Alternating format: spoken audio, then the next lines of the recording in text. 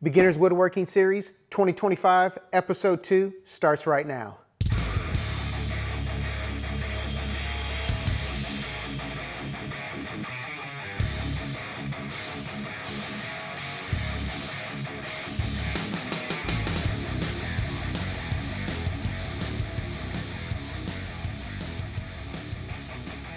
Hey guys, my name is Tim. This is New Craft Workshop, and you have found another episode of our Beginners Woodworking Series.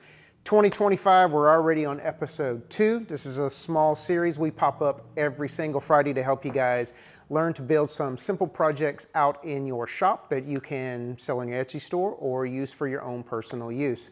Two quick things, and then we're going to get right into this build today. Number one, product plans are up on the website now. Here's the website address. Check them out when you get a chance.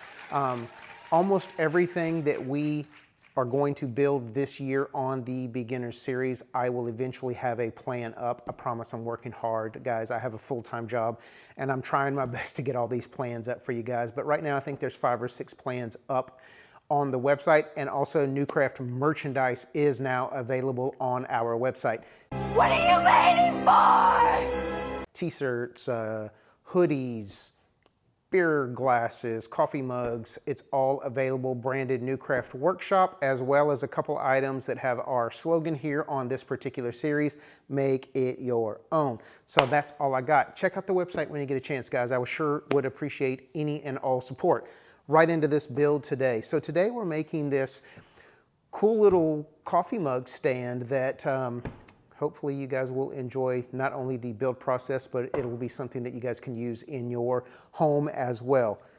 As we do each and every time on this particular series, we are going to start with our cut list. Now, this project is going to need 3 different sizes of 1x4 material. We're going to need a 1x4x8, a 1x4x6, and a 1x4x4, as well as a 2x2. All of this is readily available at your local hardware/big box stores, so nobody should have a hard time picking this up. You might even have these scraps laying around. So back to this cut list.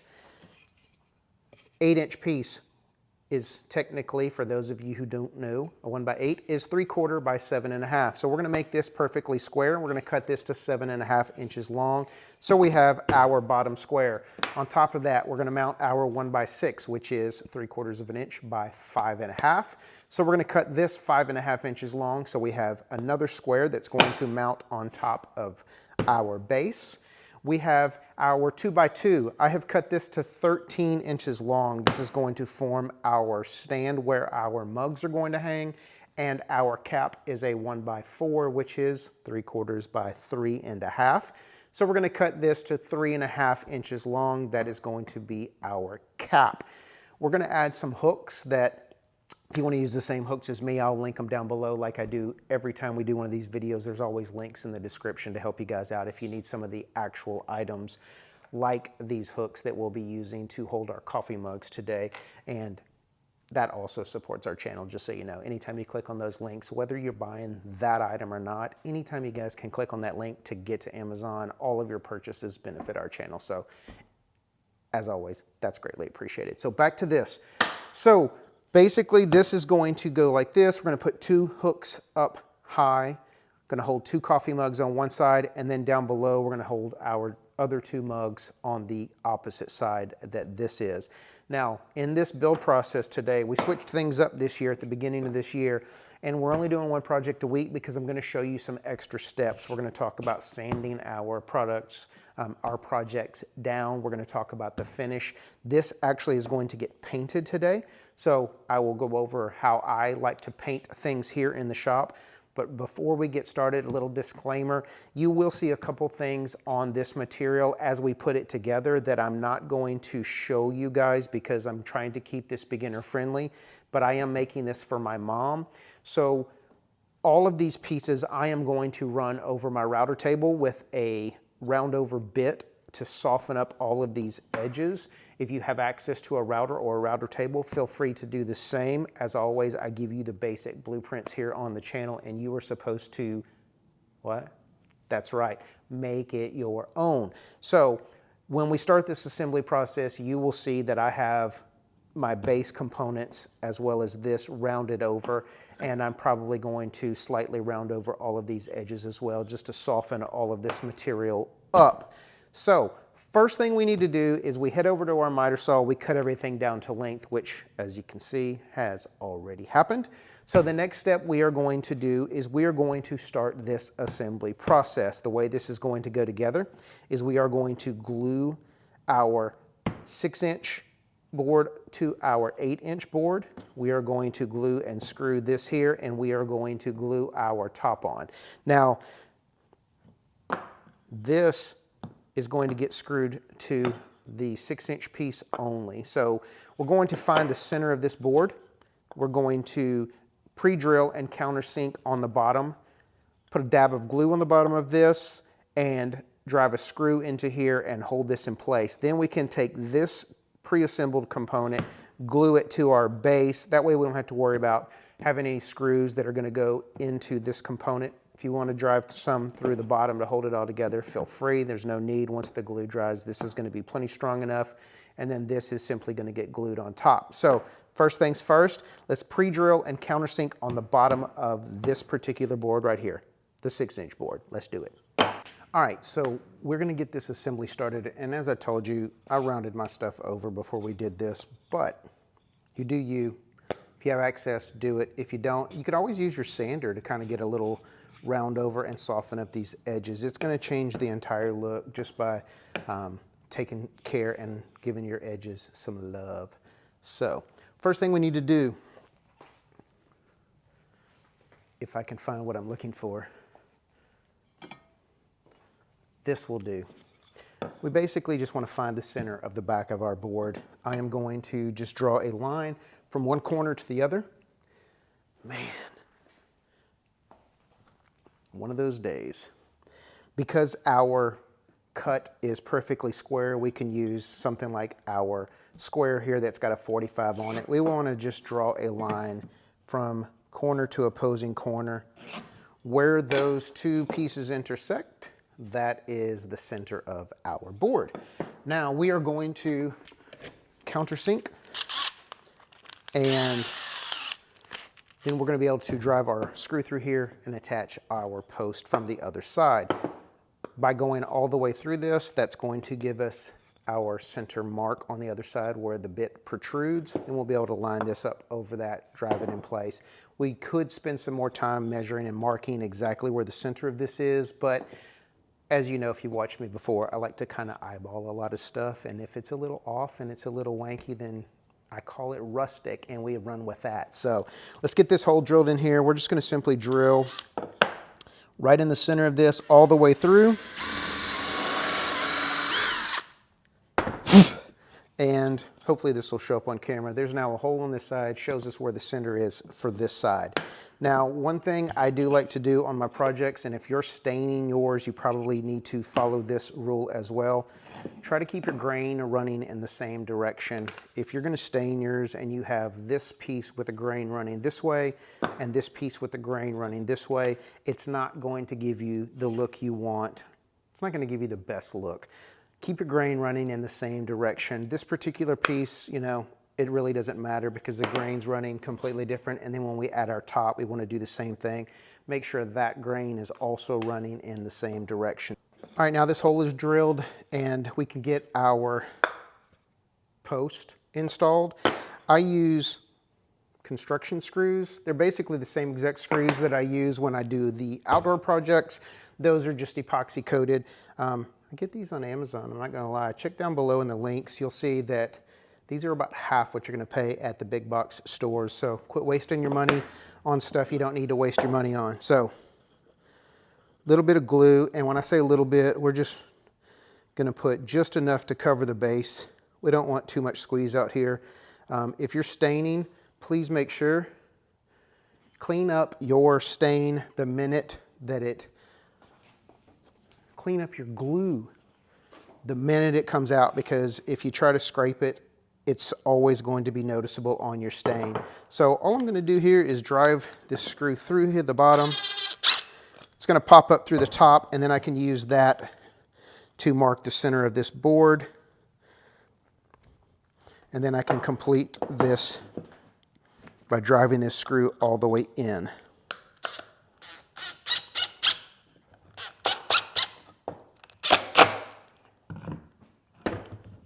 And then before the glue sets up, let's just try to spin it and get it as square and as nice as possible. Again, I'm painting this, but I'm still going to get my glue out. Like I said, do it now. Save yourself some work at the end. All right, next step. We are going to glue this assembly to our base. Again, if you want to measure in, you should be 1 inch on all 4 sides because this is 5.5, this is 7.5, so you should be at 1 inch. I am just going to eyeball it. I'm going to put a nice amount of glue on the bottom of this, as long as it's not squeezing out. That's kind of the big concern. And then I'm going to drop this down here and eyeball this. And I am not even going to clamp this. I know, if you want to say something, feel free, but I'm not. It's nice and sturdy just by holding this down for a second, working your glue in and letting it sit.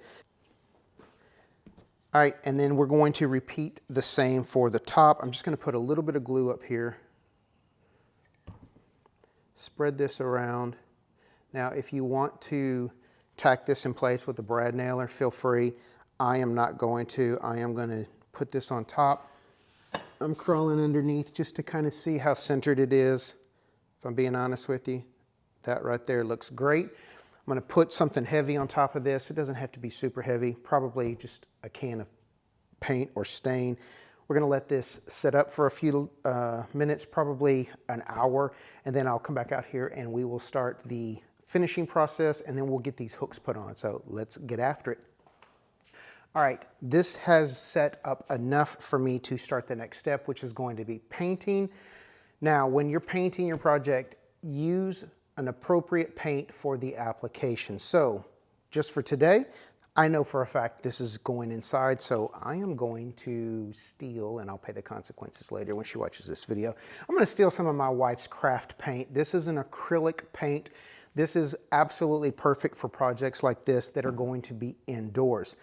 Anything you're making for other applications, anything that's going to be outdoors and exposed to the weather, you're going to want to use a paint that is designed for exterior use. Now, a great thing you can do is head over to the big box stores, go to the paint department, and you'll find these little samples that people will buy and then they will return. And we have probably 20 of them in my wife's craft room that we paid like 50 cents or 75 cents for. And it's usually about, this is 16 ounces, so I think those are 8 just based on kind of what they look like to me. But you're getting 8 ounces of paint, and you can find some really good colors and some really good things over there for next to nothing. Keep them out in your shop, because that is a great way to have some stuff in your shop for absolutely very little cost, if no cost at all. I've actually had some of the paint at my local Home Depot store say free on it. So stop by the paint department. You never know what you're going to find. But for today, we're using this. This is going to be acrylic paint. And the great thing about acrylic paint for crafts is that it doesn't require any prep work. So we're not going to have to prime this before we paint it. And all I'm going to do is put a nice thick coat of this paint on this project. Once this is painted and dried, we're going to space out and install our hooks, and this project is done. So let's get to painting. Whenever you're painting a project, if you'll put your paint on a little heavy, you can always come back at the very end. Use a nice long smooth brush stroke. I have something on the edge of this, and that will smooth out the finish. So I'm going to just pop this on really heavy. Then I'm going to follow up at the end, clean up, and get this as smooth as I possibly can. And another great thing about acrylic paint is when it dries, I don't know if it technically is designed to be self-leveling, but I will tell you that 99% of the time when you're using this acrylic paint, it's going to give you a really good, smooth looking finish, and you don't have to be, as you can tell, a quality painter to be able to get a good finish. So I'm going to get this thing painted, and then once this is done, I'll be back to show you how we're going to drill all of our holes. So let's do this.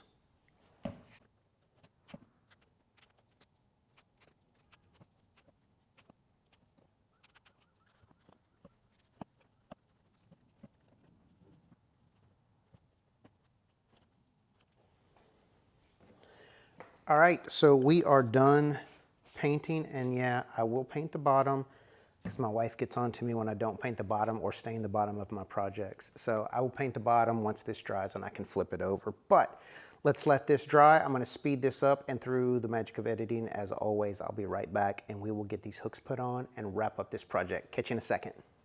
All right, this is dry and it is time to get our hooks installed. Now, I am, as always, going to simply eyeball this.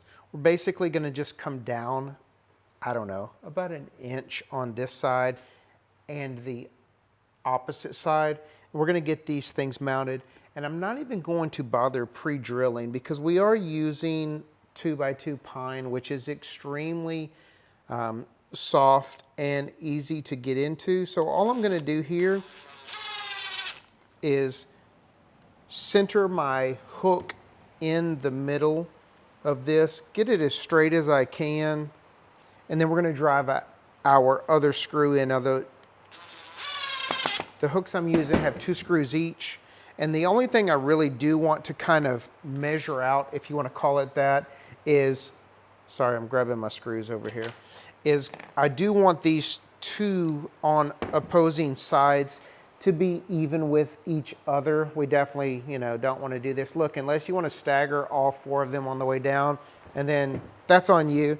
But I'm going to do my best to get these as lined up as evenly as possible. We're going to get these 2 mounted, and then we're going to come down a little bit and mount our bottom 2. Again, we just want to center this and straighten it out as best we can.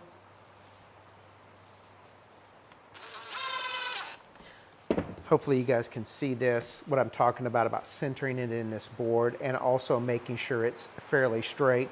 The other 2 hooks, we are just going to come down.